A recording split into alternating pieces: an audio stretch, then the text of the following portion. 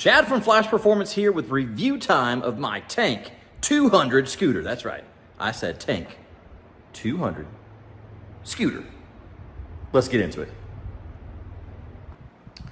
So this is a Tank 200 Deluxe, and it says 200 EFI, and I'm gonna go through what I like, what I don't like, what I've done, what I need to do.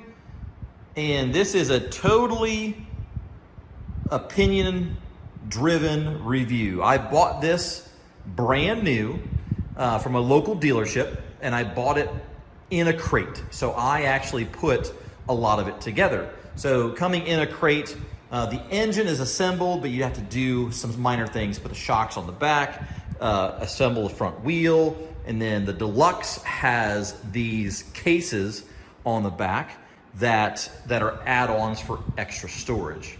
So stick with me through this review. I'm going to go through the good, the bad, the ugly, and to give you an idea if this is something that you want to do. Now, this review is based after about a 700-mile ride with a group of friends. Now, my group of friends have high-end bikes and normal bikes. And so we rode with a couple of ADVs that are Hondas. We rode with some S-Max. And there was actually one there that was a Zuma. And if you notice, this bike here is very similar to a Zuma. Like put them next to each other and you're like, damn, that's a Zuma. But it's not. There are some minor differences that make it totally different. So I'll go over those as well. I'll kind of touch on that. So that is, it's a good looking bike. So let's talk about the great. Yeah, let's talk about the great first. All right, the things that I absolutely love about this bike, and some of the key reasons that I bought this bike. So I love the big tires. If you see some scooters, they have tiny little tires and they're super skinny. This has got a pretty wide tire on it. It's got some aggressiveness to it. The front and back tires are the same, which is different than on a Zuma.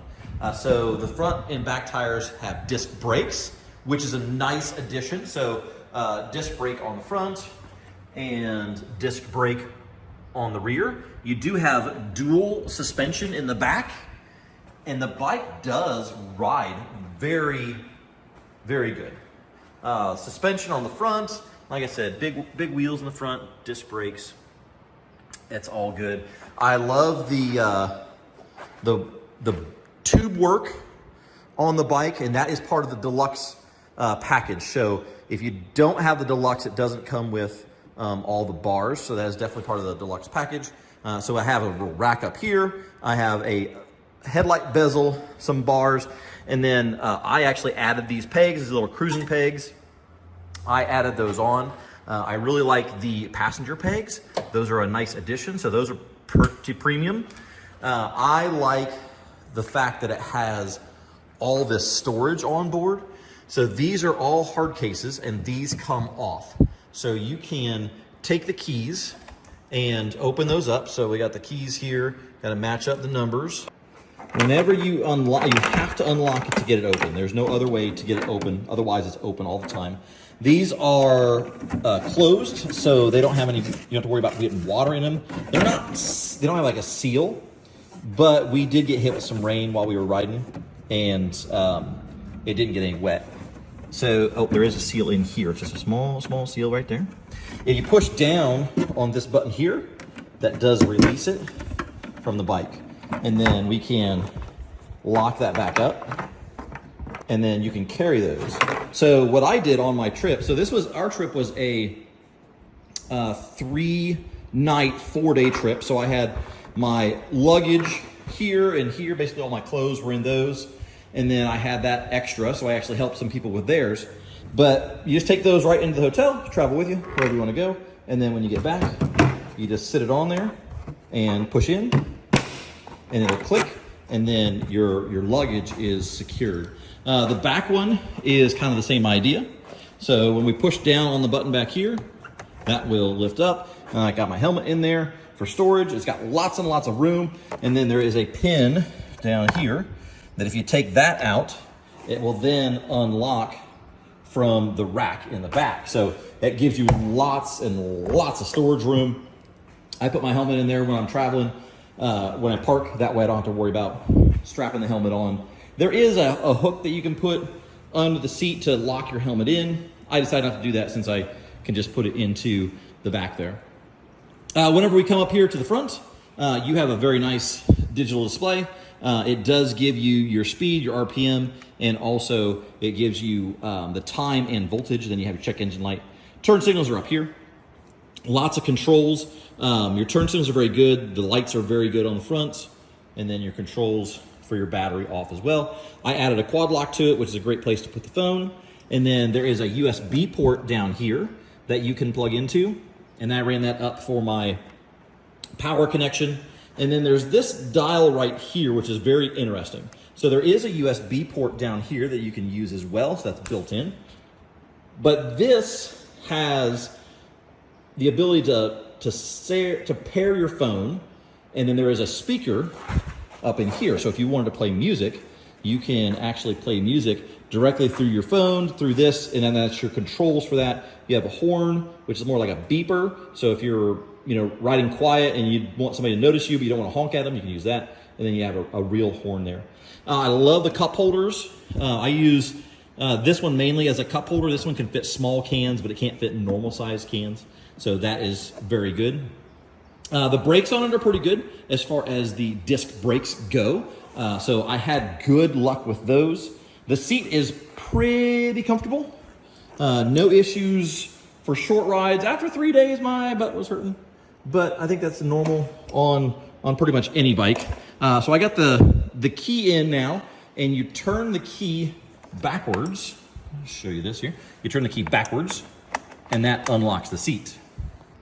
When you unlock the seat, you see a ton more storage. I had that full of all kinds of stuff, tools, rain gear, all that good stuff was in there. And then here's your fuel tank, and this takes just a little over 2 gallons. It does tell you that you want to run over 90 octane in the scooter to keep it running really good.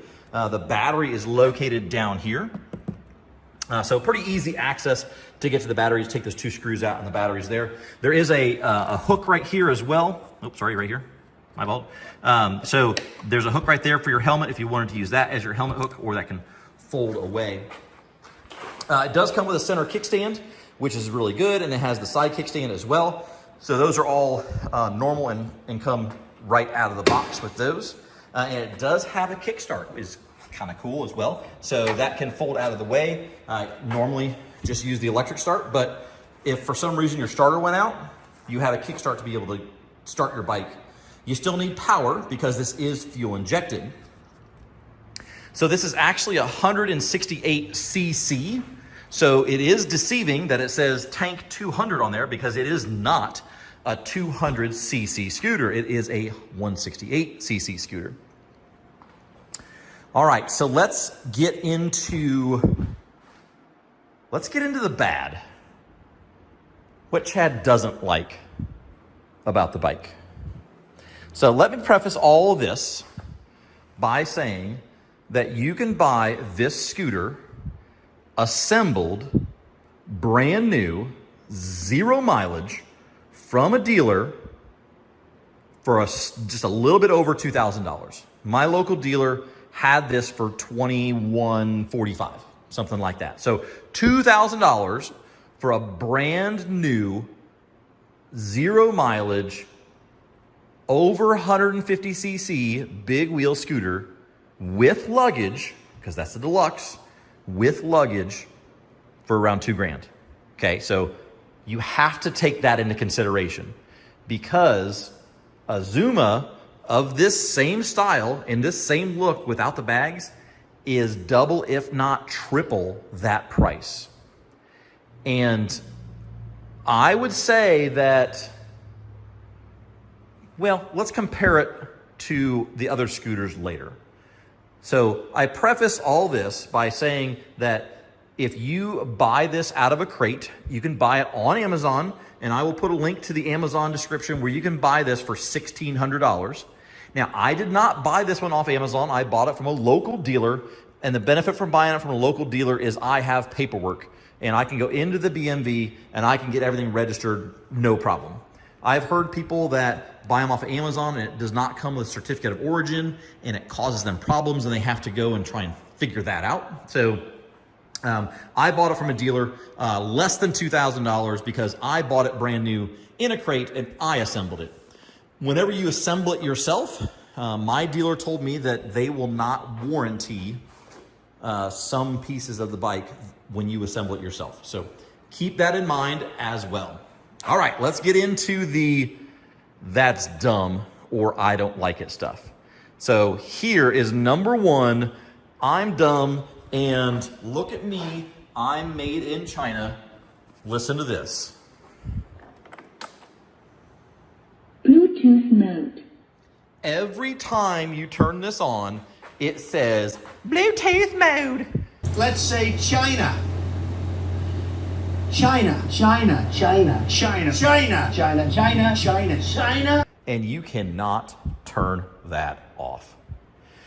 And I found that randomly it paired to my phone one time and it said paired. And I was like, well, that's stupid. And then all of a sudden it would just start talking to you randomly as you're going. So speaker, definite stupid. I'd reach in there and cut that out because that doesn't make any sense. Here's your little horn. So there's your horns on it. I have never used any of this. It looks like it's a pair to your phone, or it's again that's kind of dumb. I mean, it's dumb. So that is definitely every time you start it up, you're getting made fun of. It's just the way it is. Everybody's gonna look at you and be like, "Ha ha, he's riding a Chinese scooter." There's your display. It does have the time and everything on there. Your indicators for your turn signals are on there. Your check engine light is going to be in the middle. So while we're up here at the front, I do like the headlights and I do like the little light. These are cool looking, but they're dumb. They are not bright enough during the day. So these are actually turn signals. They're not lights.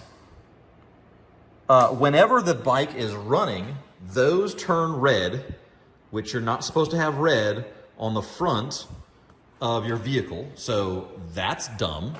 Let me go ahead and start this guy up here just to show you that. So it has to be running, but yeah, illegal. You can't have red lights on the front of your vehicle. And while we're talking about lights, let's go to the back and look at the lights. And if you're a car, you cannot see that brake light whatsoever. And those lights don't shine very well. So I had all kinds of problems with people telling me that they couldn't see my brake lights. So that is a definite problem because you have this overhang that you can't see the lights. So these lights are horrible as soon as they get a little dust on them. They're not bright enough. Brake light's not good enough. But yeah, having red on the front, that's a definite no-no. You don't want to do that. So the lights are definitely something that we have to address. I'm going to have to add a light bar back here is the plan to be able to get that brightness out to where everybody can see. Because these are just reflectors. These aren't actual lights in the luggage at all. So that is definitely a bad. According to the manual, this beast will do 60 miles an hour. The lie detector test determined that was a lie. And yes, that was definitely a lie because this thing will not do over 50. I mean, you can wide open throttle, and I think I got up to 52 on a flat. There's just no getting around it. It does not go 60 mile an hour. 50, I've gotten 60 mile an hour going downhill, and it gets a little sketch. So just know that you're looking at 50 mile an hour. That's all you're going to be able to do. It's still considered a high-speed scooter, but that's where you're going to be at, 50 miles an hour. It's got some good pep to it. I'll give it that. But top speed is definitely not your friend when it comes to to this scooter. So definitely a lie on that part. So as far as things that I don't like, that's my list. I don't like those things there. And I can fix those. I can change those for the most part. I can do that. So let's talk about the trip. And I'm going to put a link in the description below for our scooter ball rally. And so you guys can see what we do and how we do it. We just have an absolute blast. We ride these because we want to, not because we have to. So let's talk about the broke. And some of these things came out during the journey.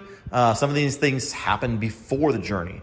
And I'm going to start right here with this little red light. And this little red light is not factory. That is a light that I put in. Because when I got this thing right away, I took it, was riding around town, getting the break-in miles done so I could get the oil change done before the trip. And I stopped at the local ice cream shack to get ice cream. And I turned everything off. I turned the power switch off. I turned off the key. Everything was off. And the starter just kept on running. Starter's running, starter's running, starter's running. And I'm like, what the heck is going on? So I did some testing to figure out that there's a solenoid right here behind this panel, and that is your starter solenoid. So when you push your starter button, it activates that solenoid, and then that turns your starter on. I didn't have enough time to find a starter solenoid or to get one warranted, if that's even a possibility. So what I did was I installed this little 99-cent light here, and that is tied to my starter. So if the starter is engaged, that light turns red. It's powered directly to the starter and then grounded. Because I'll be running down the road, and if you have a helmet on, you can't hear the starter engaged until you stop at a stoplight and open your helmet off or take it off. So I installed this, and I watched this light blinking as I'm going down the road. So this light just keeps blinking, blinking, blinking, meaning that my starter is engaged. Every time I hit a bump, my starter was engaged. I had one time where I didn't pay attention, and one of my fellow riders said, hey, something's smoking, and my starter had apparently been engaged for a long time. So it's something that I have to figure out. I'm guessing I need to replace that solenoid up in here, but I have to take it out to be able to get the right one. So huge, I would call it a quality issue when it comes to that. I think that the solenoid is just too tight. So if you don't know what a solenoid does, it takes electrical current, a low voltage electrical current, and connects high voltage electrical current. So there's a little plate that touches each other. And I think that plate is too tight. And I think that when you hit a bump, they touch. And then if they touch too long, they just kind of stick together. And so I'd be riding and see my little light blinking, and then I would have to pull the brake pedal in, or brake lever in, and then hit the starter button to try and get it to disengage. So huge pain in the tuchus. I was not happy about that, and I couldn't get it fixed in time to be able to go on the trip. So I kind of had to jerry rig it and hope that it didn't go bad. I mean, luckily I did have the Kickstarter on the other side to be able to start it, so that's why I wasn't too worried about it. When you buy this, it pretty much is all assembled, except for the wheel is not on, the handlebars are not on, and the back shocks are not bolted in. So it sits down lower. But the engine, the exhaust, all that's assembled. So I was riding along on my 100-mile break-in, and both exhaust manifold bolts fell out or off because apparently they weren't tight, and I lost the exhaust gasket. So in the process, I lost the exhaust gasket, and everything got very, very warm. Let's see if I can get you a picture up here. There it is.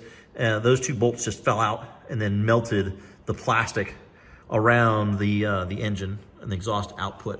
So I had to go back to the dealership. Luckily, they had an exhaust manifold gasket for me, so I could put that in, and got that just before the trip was done. So I had to replace the exhaust manifold gasket, find 2 more new bolts, put those in, get that done. I talked about adding the pegs. That was just for me. That was for fun and pleasure. So the initial break-in oil change was interesting, and I saved that stuff for you guys on this time. I brought it back out after my my most recent oil change. I just changed the oil after this 700 miles. So I pulled the plug out, and the plug and the screen and everything is right there. But look at all the stuff that came out from the original oil change. So these are metal pieces. There's finger reference for size. These are all metal pieces. I don't know where those metal pieces came from, but yeah. So those were in the oil plug. Were those? So hopefully that's okay. I think it's going to be. It still runs fine. So the 600 miles that we put on for the trip didn't have any issues. You can see I got 700 miles exactly, which is kind of cool. So the 600 miles that I put on for this trip, it ran fine. So no issue there. About, I don't know, at the end of day one, I was like, man, something's making some noise. Something's rattling. And it was on this side of the bike. And I came around the back and I see this.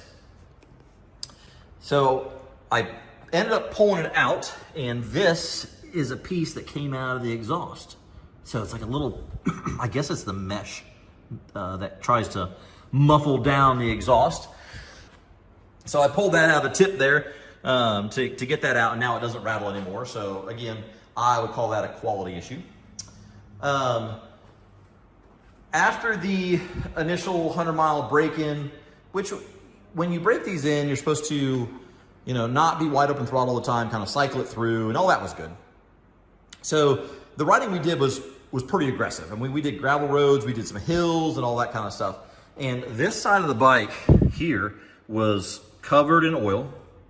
And I think it was because of this right here is the crankcase ventilation. So that comes in, there's a little filter right here. And I think that's where it was coming out at. I think it had blow by coming out here and then kind of blowing down. And then also this was covered in oil. You can see the image here. So all of this was covered in oil. And I think that there's like a charcoal canister-ish kind of thing up here. And I think that it was blowing by that and kind of spraying oil residue down that side. So I had to clean that up. And I mean, like I said, it still runs good. I think it's just because it hadn't broke in yet, but keep that under consideration. If you buy one of these, that the break-in process may take a little longer than you want it to, maybe more miles than you want it to, but just things to keep in the back of your head. The other major fail that I had was this shock right here. And it's nice and clean now because I cleaned it, but if you look at this picture, you can see that it looks like I blew the oil out of the shock. I think that was from some of our gravel road adventures. We hit some washboards, we hit some bridges that had a little bit of a lip to them. So that kind of exercised the shocks a little bit more than normal. So that is definitely something I got to figure out. I blew a seal out, if it still works, if it's warrantyable, if there is such a thing as a warranty, I don't know. And to me, the last thing that really bothers me, I'm not for sure if it's broken or if it's the way it is. I have to really get into it. When you grab a handful of front brake, which is this guy right here, whenever you grab a handful of front brake, this fork, you can feel it go. It like the wheel pulls back. So I don't know if the stem needs to be tightened, but that wheel actually shifts back. You can feel it in the handlebars just going forward and pulling forward on you. So that's something else that I have to look into as well. I preface all this by saying, muffler's fixed now. I got that done. The little chunks of metal in the engine didn't seem to be that big of a deal. Everything's running fine. I still have to change the gear oil because that's at 1,000 miles. I'm only at 700, so we're close to that one. I take that back, 1,000 kilometers. So I got to do the math on that one. So it's probably due for a change. But overall, for less than $2,000, it's a pretty damn good scooter. So let's talk about how it compares. So rode with ADV from Honda, we rode with an S-Max, which is a Yamaha, and rode with a Zuma. And again, most comparable to a Zuma. Those all could go about 65 mile an hour. This dude, 50 mile an hour top speed, that's all it's got. You're gonna be dealing with that if you're riding with other bikes. The Zuma got 70, 80 miles to the gallon. I got 50 to 55 miles to the gallon. I can go about 120 miles on a tank and have enough reserve, but at about 100 to 120 miles, it starts blinking fuel low. So the fuel mileage that I'm getting right now out of this bike at 700 miles on the clicker is not as good as a Zuma. It is not as good as an ADV from Honda, which is getting 100 miles to the gallon, but it's about the same as a K-pipe. So if you want to look that one up, you can. So the fuel mileage is not as good as the big name brands. Again, you're not paying the big name brand price. So remember that and keep that in mind. The Zuma, the battery is here in this part. My battery's down here. The Zuma, the fuel tank is up here in this little thing. My fuel tank is back here. I'm pretty darn confident that the bags fit this or a Zuma. So my buddy's gonna buy a set. We're gonna figure that out. The Zuma has a smaller wheel in the front and a bigger wheel in the back. That's probably why he gets the extra speed that I don't get. So he probably has a little bit extra size there to be able to get that speed. Otherwise, the display is about the same on a Zuma. His does not have the rack here like mine does, but he does have these little tie-downs, so he can put stuff there as well. And his lights are just a little bit different than what I'm working with.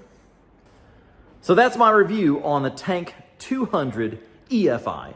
And if you're in the market for a scooter, maybe this is right for you. Just remember, it's a $2,000 scooter, brand new. So there's gonna be some things that you're gonna have to tweak or change or fix or put together. So consider that. Consider that you're not gonna be able to go 65 mile an hour like your buddies are. And maybe 50 miles an hour is good enough for you. And this is the perfect scooter for that.